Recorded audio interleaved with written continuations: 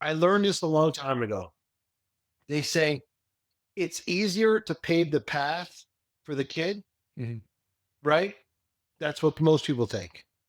But it's easier to pave the kid for the path, like show the kid Right. everything. Everyone thinks like, yo, I'm just going to bust out this road and let them drive. No, Yeah. I'm going to be in the driver's seat with them and we're going to drive the road together. I'm going to prepare them for the road versus just throwing them Yeah. on the road.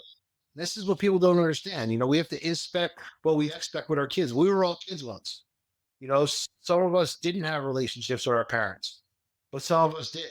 Mhm. But the world was not the wild place it is today. Make sure you have a strong relationship with your daughter. I don't know how anyone in this world could bring a child into this world and not want to be involved in her life. Mm. So make sure you're involved in her life. Make sure you're letting her be open with you. You're spending time with her. Welcome to the Daughter Podcast, where fathers become everyday heroes in their daughters' lives. Grow, evolve, and lead with love. Here's your host, Oscar Pina. Hey everyone, welcome back to the Daughter Podcast. Your local growing girl dad here.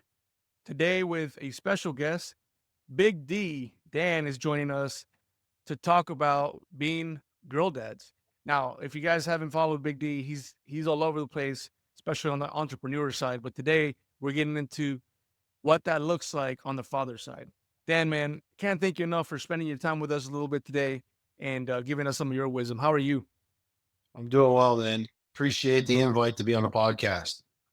Yeah, of course, man. The stuff that you're putting out to the world is important and needed. And I think as I watch and I learn from you, I think the connection to fatherhood and when you're talking about leadership and all the things that you do, I think the connection to fatherhood is it's pretty close. It's a pretty parallel connection. What do you think? Yeah, I think if you're an entrepreneur and you're really in alignment with what you're trying to do and what you're trying to teach the world, your family, your children, everything should be the same. Like if Mm. you do something 100% the right way, you're building for legacy. Everything should be able to fall apart and make sure it all plays a major part of what you're doing. Right. And you're living that. You're living proof of that. We were just talking before we hit record about what you're doing with your daughter and showing her what that really looks like. But before we get started on that, give us a little bit of background of Dan, like where you're from, how you grew up, when your daughter came to the world, that kind of stuff. Sure. So I grew up humble beginnings. My parents, didn't have much to give us, but they gave us all they could. And I wanted to be able to give my kids a different life. I wouldn't say a better life, but I would say um, a life where I don't have to tell my kids I can't, and a life where I have to one day tell my kids I wish I could have.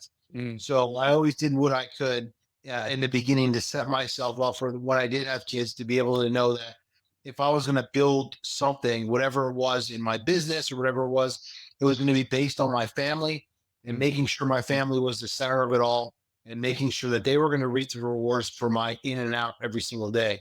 Mm. So fast forward throughout life, my daughter came 2010. Okay. I tell everyone she's a miracle child. So I always wanted three boys. I never wanted a daughter. I was scared to have a daughter. I Right. think like most guys are scared to have a daughter. Yep. Um, my ex actually miscarried our third boy. And right afterwards, we got pregnant with my daughter. Okay. And I was freaking out, man. I was like, I don't want a daughter. Like, I don't want. But then I was like, she's got two older brothers. That should be good enough to let her go through. They can lead her. Yeah. But I'll tell you right now, man. I would say I can't say from the moment. I think every dad says that, from the moment she was born. But when a child comes out into this world, like you have so many mixed emotions and so many mixed feelings. And I think as those first couple of weeks go on and the bonding goes on and you're looking at a girl's face versus a boy's face and you're looking at what you have in front of you and the different things that you now have to play as a role model as a father Mm. compared to having boys, that was different. But then just realizing the love of a daughter. So you have three daughters. I have two boys and a daughter. Mm. And what I can tell you is like I love my sons, but I'm Push. in love with my daughter, right? Mm. So it's different.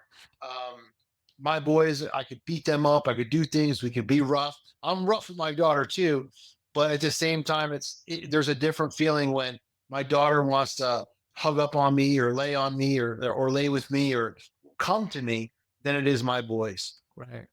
So I just think that if every man can experience a daughter, they would understand what true love really is, because it's our job to show a daughter as we bring her up in this world what a man should be and what a father should look like. Right. That's powerful right there, man, because you have the distinct lens of raising boys and not having that thought of like getting into the girl dad thing, right?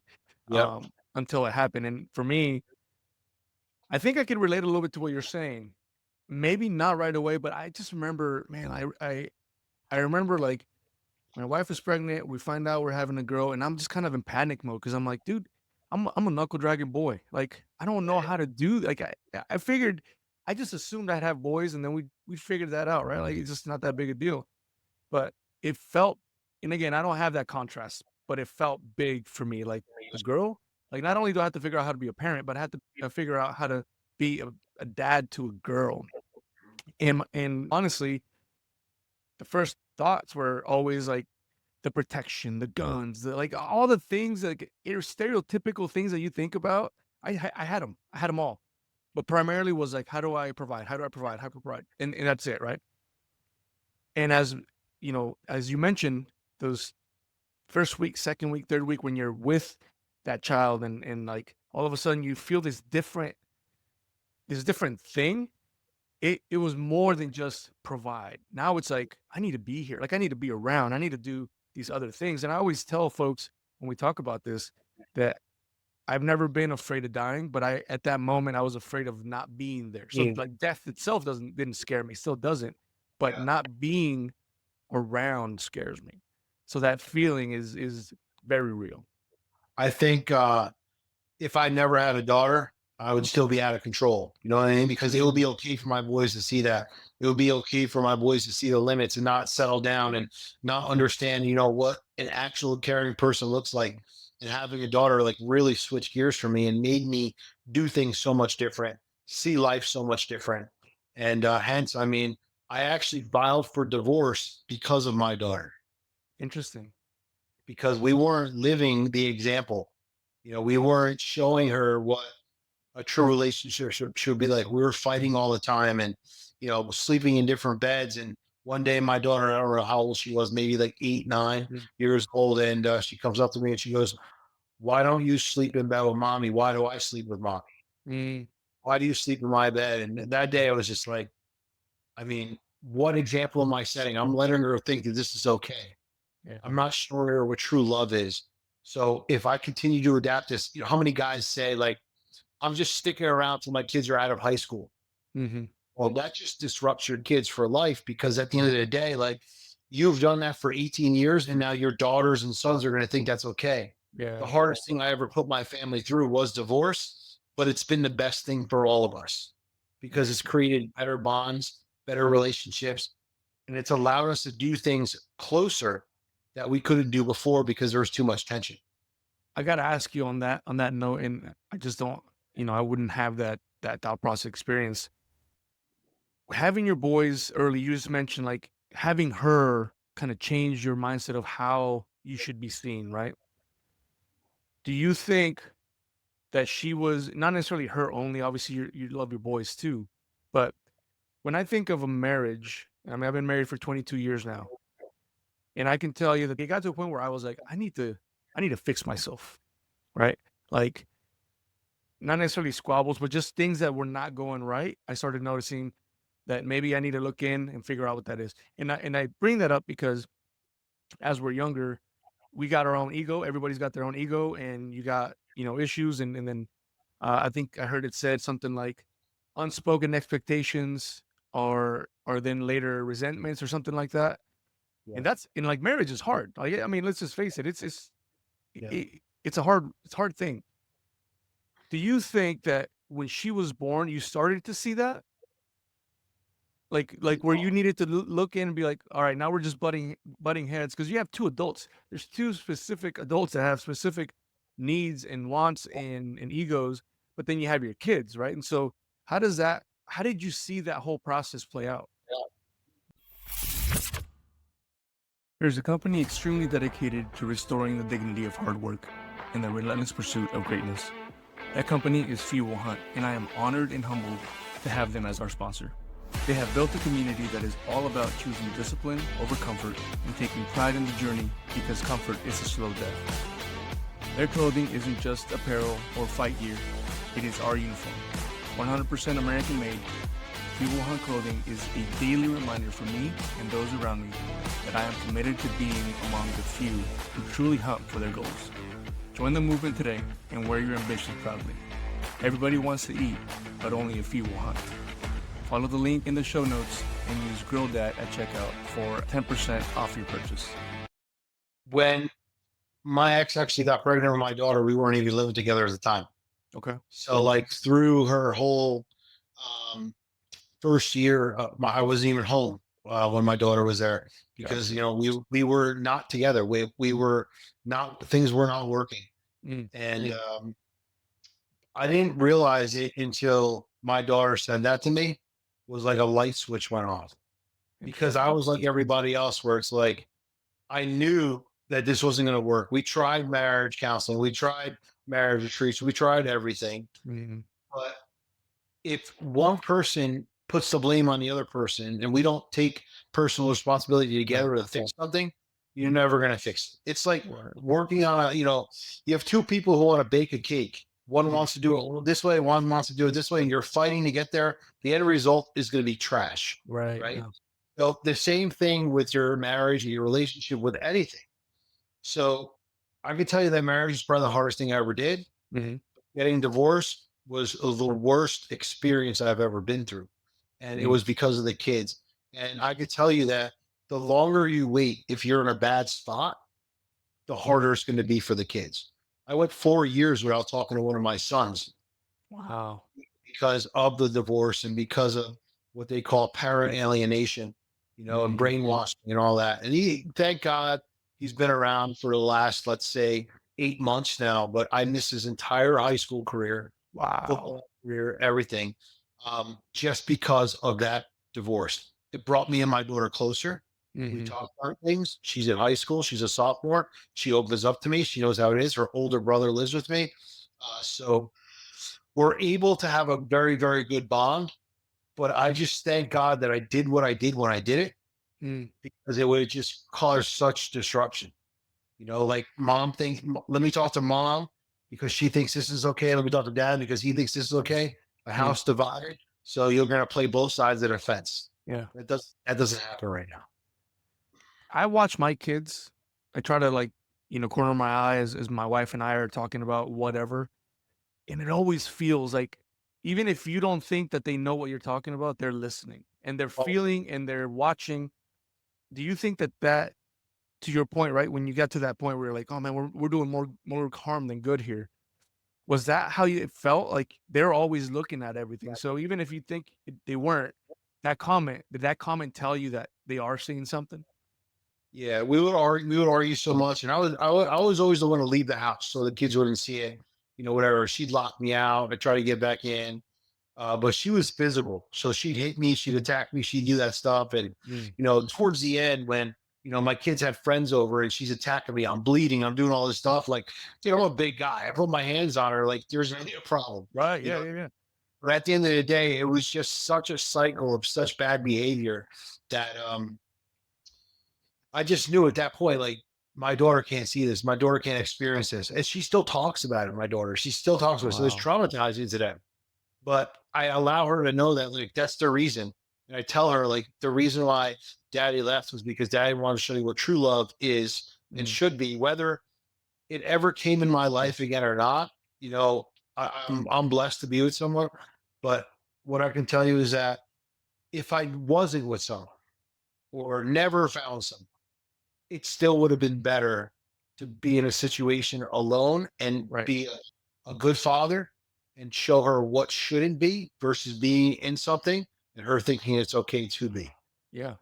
When you're looking at what you do now, coaching other men through leadership and legacy and those things, how much has your daughter influenced that?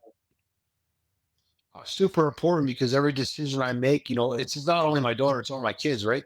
Okay. Every decision I make falls back on my kids. And we as fathers want to build a legacy. We as fathers want to, have this abundant lifestyle. Mhm. So, how many fathers out there, whether you're a girl dad, a boy dad, or both, say that you do things for your kids? I actually just had an episode of a podcast. I talked about this. Mhm. Everyone says, I do it for my kids. Yeah, right. But do you really? Yeah. You'll come up with an excuse faster than a result. We promise our kids the world, but we deliver so little. And that's not me. I try to get them involved in everything. And if I'm participating in something and they're going to play a major part of it, they have to know. So everything I do in my life, my kids know why I do it, Mm. how I'm doing it, and what the outcome's going to be. And my kids will never be hungry for anything in their life as long as they're present with me and they play a part of it. So what I mean is that everything I do is for the better of my family, to make my family better. I put myself last. I put God first, then my kids, and then everything else falls into place. Like business works after everything else because I lead with the reason why I do it. So like after I got divorced, I was in a bad spot. Financially, like go through divorce, it's a nightmare. It's like $500,000 nightmare that people don't want to experience. Gosh. So what I told my kid was like, both my kids, I said, listen, guys, like for the next 2-3 years, I got to put my head down. Here's what I'm doing. Here's why I'm doing it. And then we're going. And I remember the first time, like 3 years ago, maybe 4 years ago, I took my kids to Aruba, like after 2 years of doing nothing. And I brought them to our place in Aruba. I go, guys, this is the rest of your life. So like I put myself to work so that I can do what I had to do, but I did it for them. I could have traveled to Fiji, left my kids home. I could have traveled the world, left my kids home, but I put my head down and went to work for them to show them what hard work and sacrifice looks like, but at the same time, what the reward is. And the reward is for all of us. Right. You had mentioned at one point in 07 when you had, a hard financial time, right? Yeah. When we're looking at our current, what do we call this? Our current societal environment, let's just say. It seems to me, and I'm a knuckle dragger here, right? But it seems to me like our current young part of the society can't figure out how to deal with those failures or emotions or these different things. And we're seeing this more and more, right? How did you take that? Like let's just we'll put the word failures there, right? Because we all have them. And use those to instill resilience in your kids, in your daughter, and your son. Like how was that? And it may have been indirect. Maybe you haven't really thought about it, but thinking back to that, like how did you use that to do that?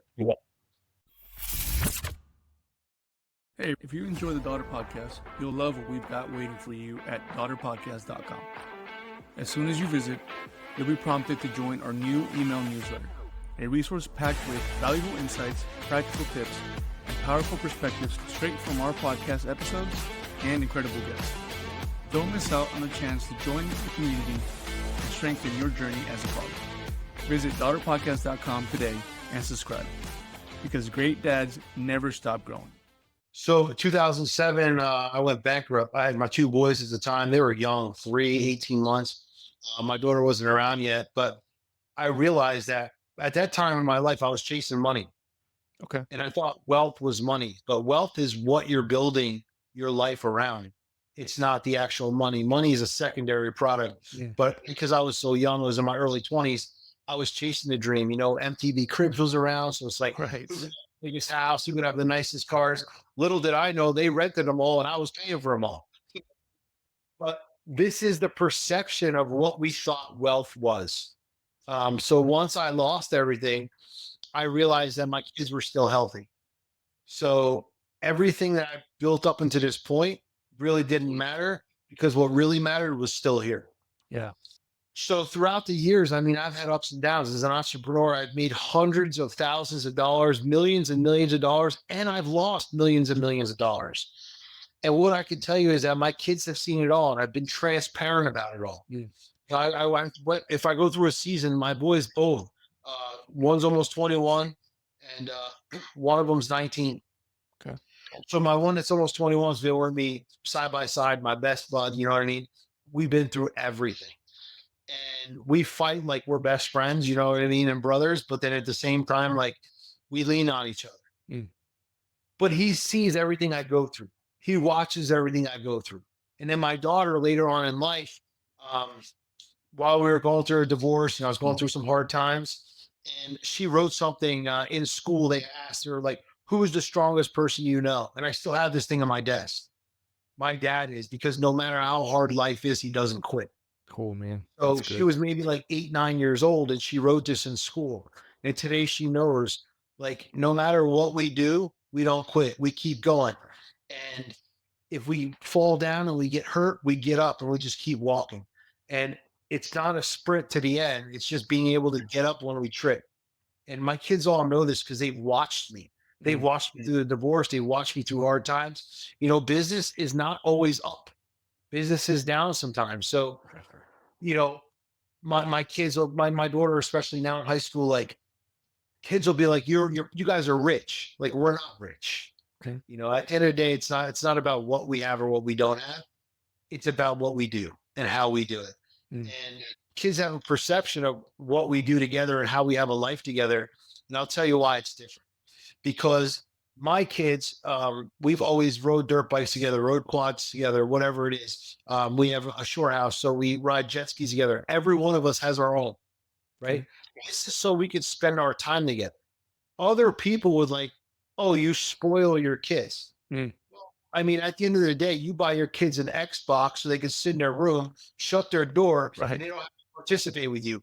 I buy my kids a dirt bike. It costs the same amount of money, Yeah. but we play together.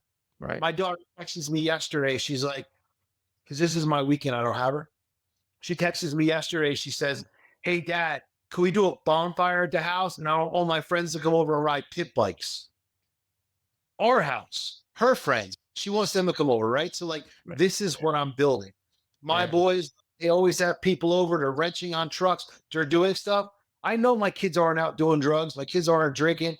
My kids aren't vaping. They're not doing any of that stuff because I set a prime example of what is to be and what's not to be. And I've opened my doors and I've showed them what's possible. I never tell them that they can't do anything. I just tell them to make smart choices. Mhm. You said something there that about your daughter's note. I gotta get back to that because I had my 13-year-old gave me this. She found it online. It was a little picture or whatever. It has like a silhouette of a dad and daughter, and it's got some writing in there. And I won't go through the whatever's in there, but it was a nice note, essentially saying things that she sees in me, right? Kind of like you're saying, right? You got this note from your daughter, like you're the strongest person they know.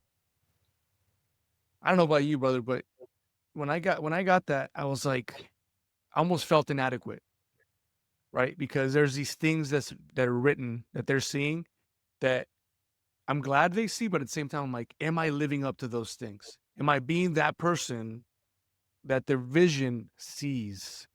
Because I want to be that person when they don't see me, right? And so when I read that, it touched my heart, but then at the same time, I'm like, it put more pressure to say, I need to be this. Whatever this is, whatever she sees, I need to make sure that that is in fact what I'm doing all the time. Yeah. Is that kind of what you see in that? Because you still have it, and that she was 8 and now she's 15. So is that still something that you look at to say, I need to be the strongest person? Yeah, well, I often talk about it a lot because it was like, they say a heart wrenching moment, but I think a heart wrenching moment is like when everything is tighter and better. It's not heart wrenching when it's worse. It was like, hey, there was a tug there was love there was something Yeah. there. And, I always think about it. And like I always tell her, like, you could tell me anything, you could do anything for me, for me, with me, or around me, and it's okay because you're gonna learn things. And I would rather you learn with me and say, hey, that's a mistake, that's not a mistake, that's good, that's bad, whatever it is. But at the same time, just like knowing at 8 years old or 9 years old, she wrote that, Mhm. and your mind's open enough to write something like that. Yeah. So when she writes me like a Father's Day card or a birthday card, and just the stuff that she writes in there at the age that she's at, most people don't do that. Mm. Most kids don't do that. And I'm going to tell you why, because there's such a big disconnection with parents and children today. They do things to keep their kids busy. I think parents are on social media more than their kids Mm. because they're so distracted. And this is why these kids are off in a wild. These are why these kids are so insecure, because they don't have the role models that they need in this world. Mhm. It's super important for me. Like, nothing will ever come in the way of me being that role model for my kids. Not a person, not a relationship, not a business, nothing. Nothing is more important than me setting the standard, because I learned this a long time ago. They say it's easier to pave the path for the kid, Mhm. right? That's what most people think. But it's easier to pave the kid for the path, like show the kid Right. everything. Everyone thinks like, yo, I'm just going to bust out this road and let them drive. No, Yeah. I'm going to be in the driver's seat with them, and we're going to drive the road together. I'm going to prepare them for the road versus just throwing them on the road. This is what people don't understand. We have to inspect what we expect with our kids. We were all kids once. Some of us didn't have relationships with our parents, but some of us did. Mhm. But the world was not the wild place it is today. Mhm. We can go out, walk the streets, we could do stuff. And I didn't do it, but like, I mean, kids could go smoke weed at 16 and do it and be fine. But now you don't know where your kids are going, and Right. you need to know where your kids are going, because this world's in a totally different place than where it was 20 plus years ago. Yeah. Yeah. I think it was in Jocko's book. He mentioned that, you can plan, plan, plan, and then the enemy has a vote. And that's what it feels like you're doing, right? Instead of paving the road, which by the way can get bulldozed by life, right? Because Yeah. life has a vote, you're preparing the person for whatever the road looks like later on. And sure, I mean, you're an entrepreneur, you're a successful businessman, and I'm sure there is some road being paved in that, but the value you're adding to another human being, you know, is going to be better than just putting the value into the road and hoping that the human being stays on that same path. Because Yep. life has a vote. Yeah. Always favor the youth for the path. So I'll give you an example about my boys. So years ago, I told this story many, many times years ago. Prior to my daughter, I remember we used to have radar detectors in our car. Yeah. Oh yeah. Now Waze tells us, but we used to have radar detectors in our car. And I remember this like it was yesterday. I'm in my car and I'm driving fast. I'm not driving that fast. Maybe it's a 65 and I'm doing 80, whatever. Okay. But the radar detector starts going off, and my boys are both in the back seat. And they go, "What's that beeping, Daddy?" I said, "It's a radar detector. It tells you when there's police around, so you just slow down and go too fast." Hmm. So then they said, "Oh, so if we have one of those, we'll know that when we have to slow down." I go, "No, Daddy didn't never took this out. It came with the car. He's got to take it out. It's not supposed to be here." So I realized in that moment, I have to Right. get rid of this thing, because if I don't get rid of it, I'm going to teach him it's okay to speed as long as you have one of these. Hmm. You'll be okay. And then something happens, it's my fault because I taught them that was okay. So that Yeah. was like a life lesson when they were maybe like, I don't know, 4 or 5. That, that's so key, man, because we do so much of those things and you don't think about it. I mean, I know that I've done those type of things where you're not thinking about it. And my daughter's 13, so she can actually see over the steering wheel and look at my speed, and she'll be like, "Isn't it 55 here?" I'm like, yes, it is. And slow down. But in the past, you would have caught me making up some excuse because I need to get to where I need to go.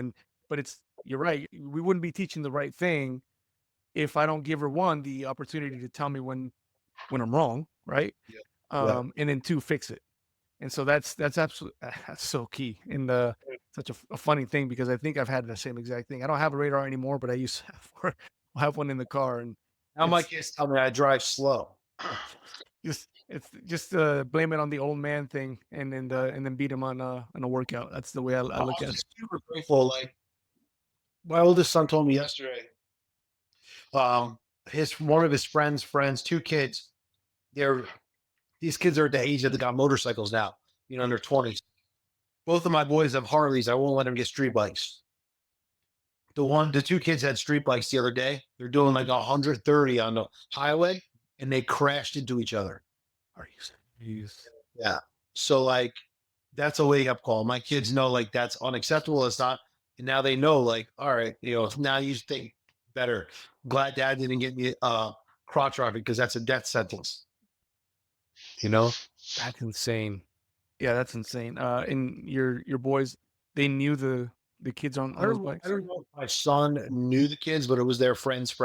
Okay, And I got you. they showed me, I guess, bro, Snapchat, you can see everything. They showed me the bike. The bike was mangled. You couldn't even, it looked like a piece of metal. Dude, that's crazy.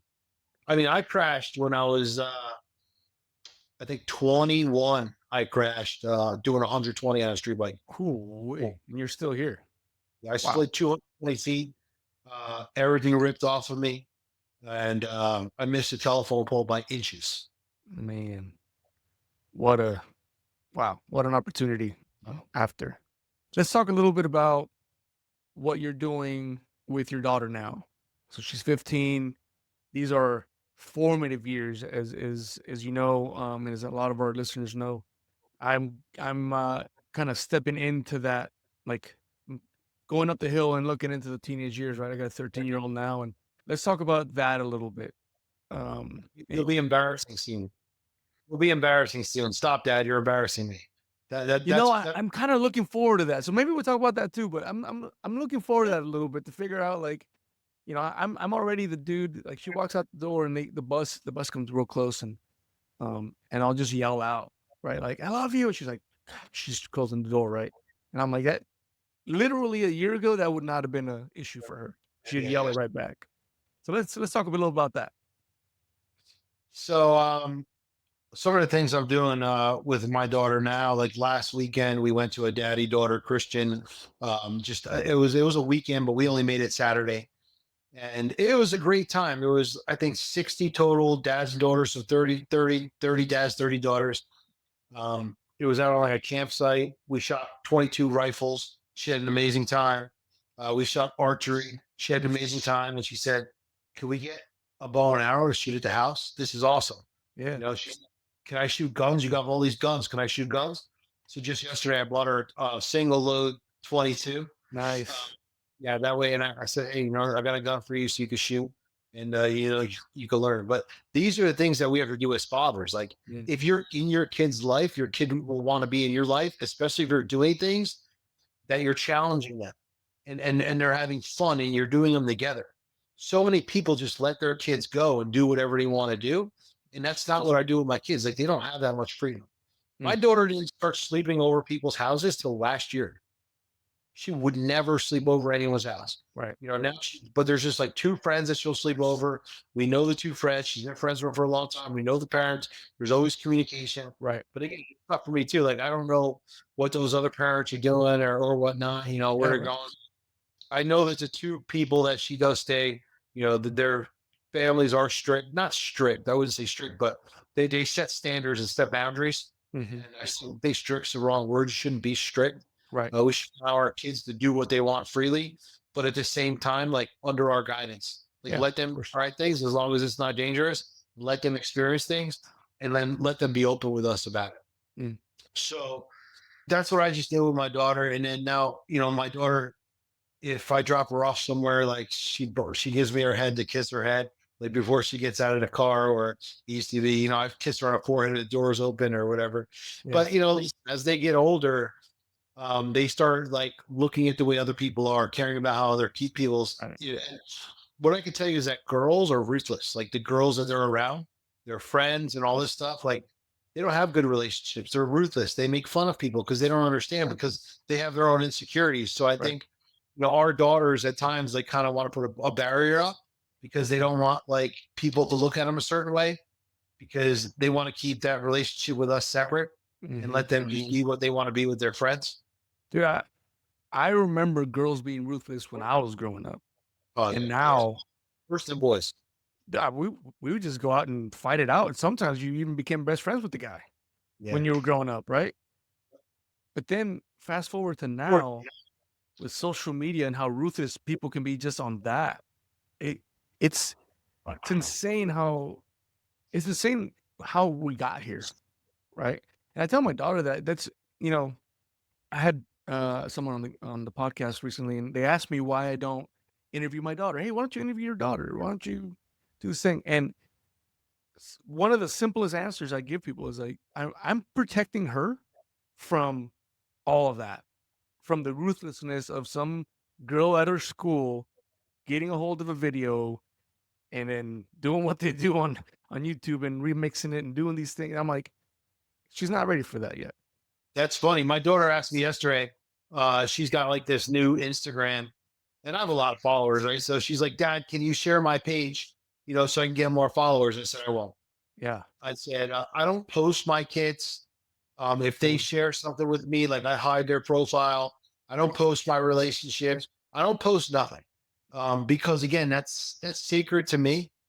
And when I was with my ex, we posted everything, and then when we got divorced, people saw that we lived a lie because Mm, they thought we were this vanity life, but we weren't.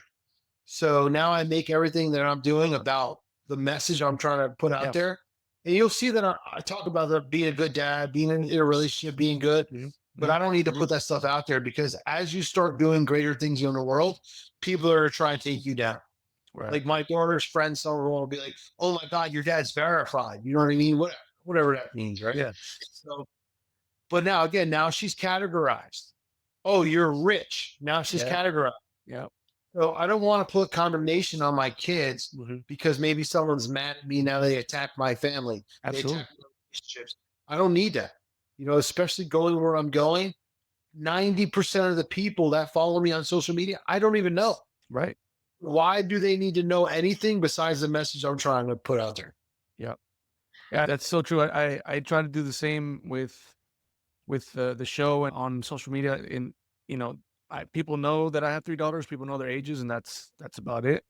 Very cautious at putting them out. Again, it's not even them, right? It's like it's not putting them out. It's giving people access to them, giving people access to what they look like and those things. And anyway, it's just thinking through that. It's like it's such a different world, and it just feels like it's not the way that I grew up. Like you said, we go out there and get upset at each other and fight it out and be done with it. And even then, I remember girls just be psychologically ruthless, man. Like it was a harsh world for them. Bro, when we grew up, we only knew people by first name. That's We right. didn't have cell phone numbers. We didn't have internet. If we had their phone number, like at home, we were good friends with them. Yeah. Otherwise, we'd have to catch, so and so to catch so and so to call them to see if Yep. they can come out with us. And Yep. that was such a better life Yeah. because you were actually like able to introduce yourself to people, be a part of something. Now, when these kids show up, everyone already knows everything about them. Yeah. And it's crazy to me to know that like you can't have like a sacred relationship anymore, like we used to have as kids, Mhm. where you spent time with your best friend, and what you did with your best friend, you did with your best friend. Yep. Now it's The like one, the one's best friend too. friend. That was it. Yeah. Now I've got 5 best friends. Now this girl's bothering this girl, and there's a problem here. Now it's crazy, bro. But we all grew up with that one friend that we bonded with. Even if you had a group of 3 or 4 or 5, Mhm. there was one that you were super close and tight with, and you guys entrusted in yourselves for how long? Yeah. You don't have that anymore. It doesn't seem to be around for sure.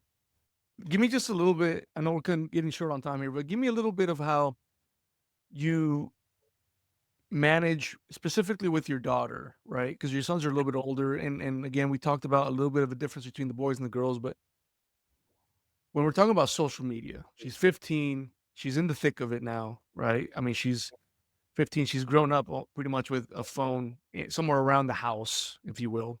She's Mine, she's 10. okay, yeah. So mine the same, but she has no social media, and we have that fight probably every other day. Well, my friend's this. I'm like, that's cool. Like, sorry, no social media.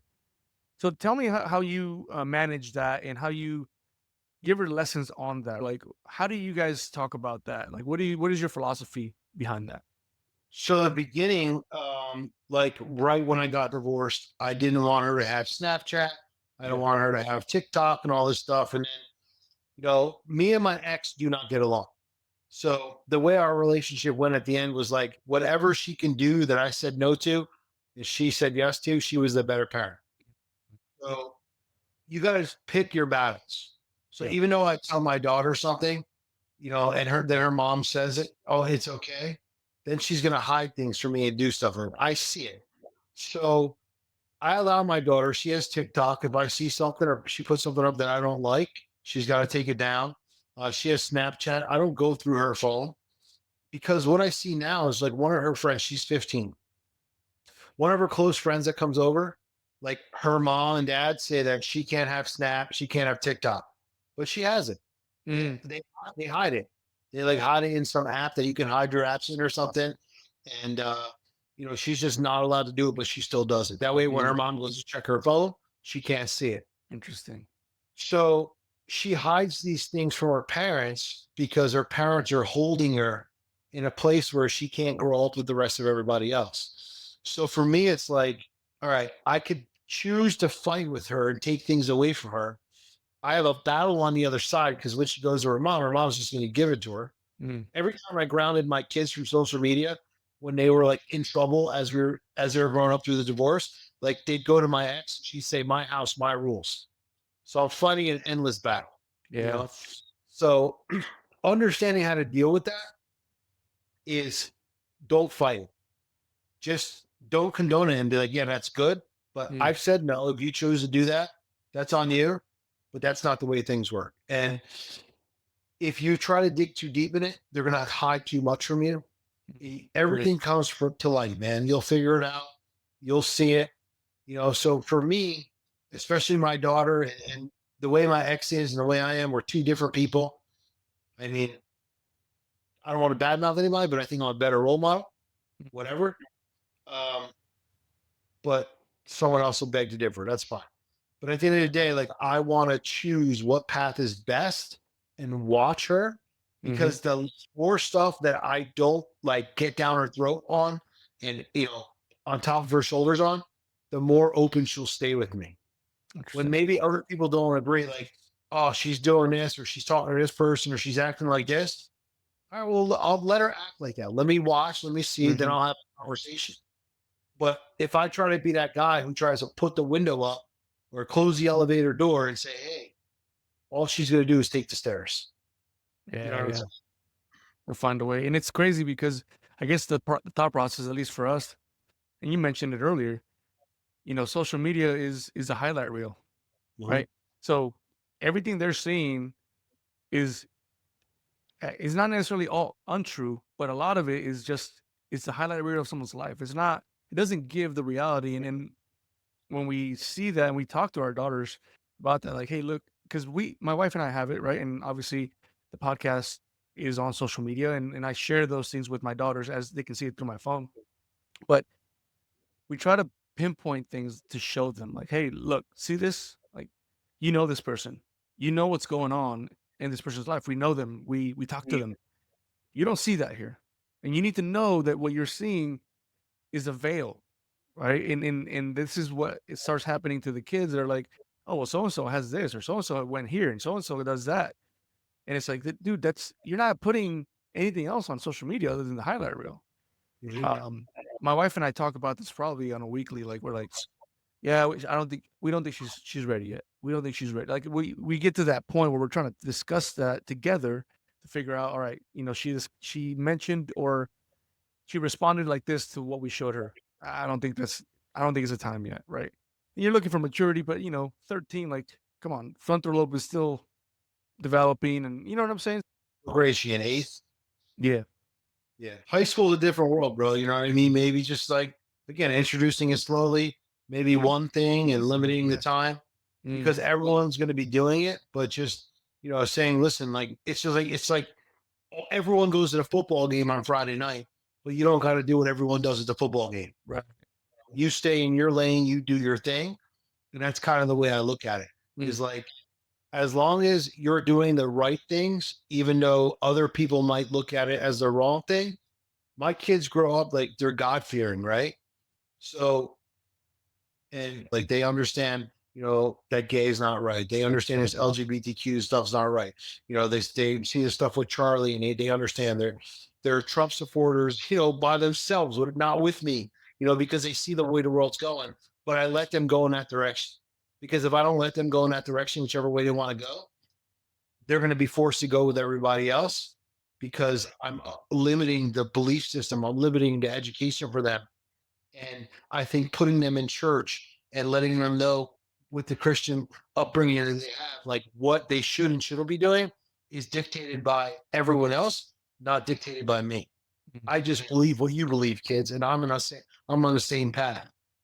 My daughter will come home and be like, "Man, all these freshmen are vaping, and they're so stupid, and all these kids are getting drunk."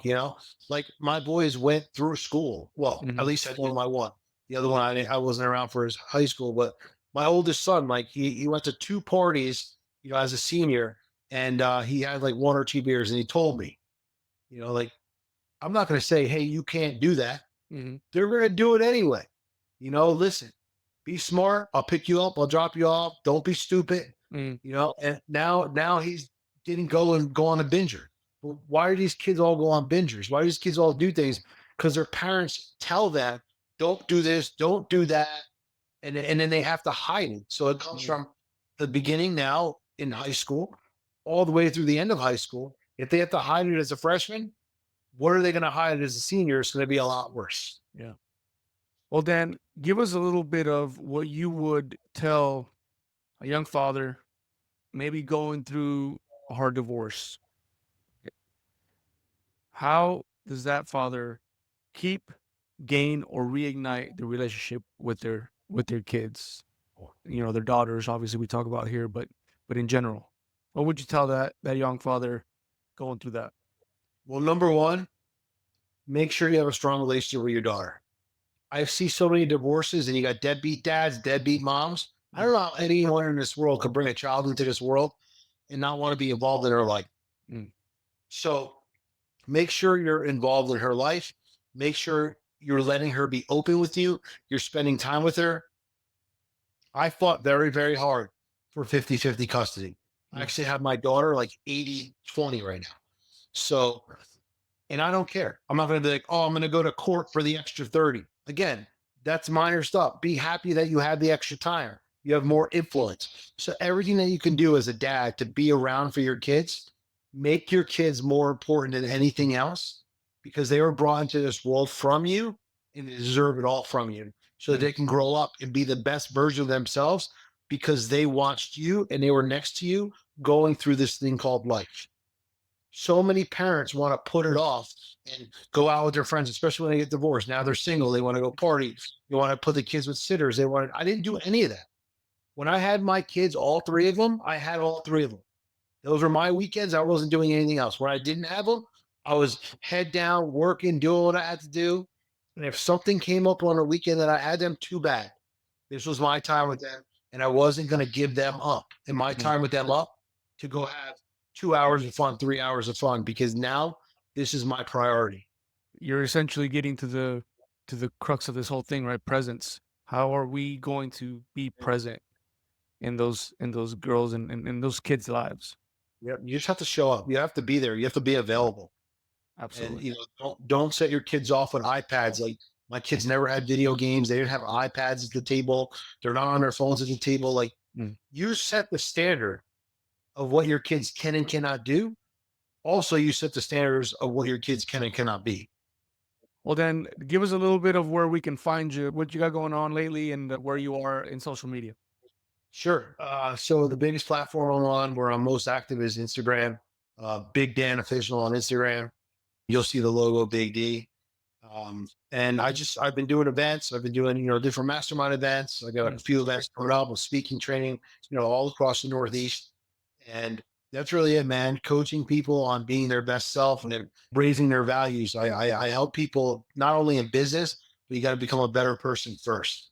And once you Absolutely. become a better person of yourself, then everything else can grow. So it goes for fatherhood, it goes for relationships, it goes for business, it goes for anything.